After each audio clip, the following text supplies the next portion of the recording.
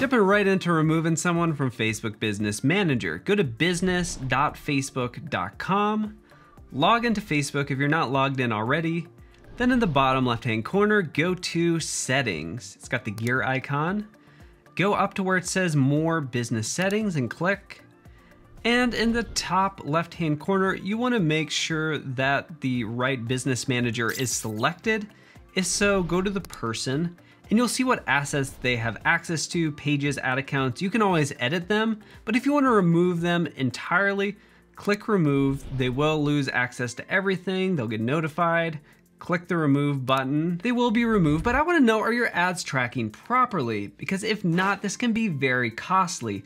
And with iOS 14, there's 6 key steps you need to take to properly track your ad results. But luckily for you, I did a full free training which shows you exactly how to make sure those are set up correctly. Watch the video right over there if you're running any ads at all.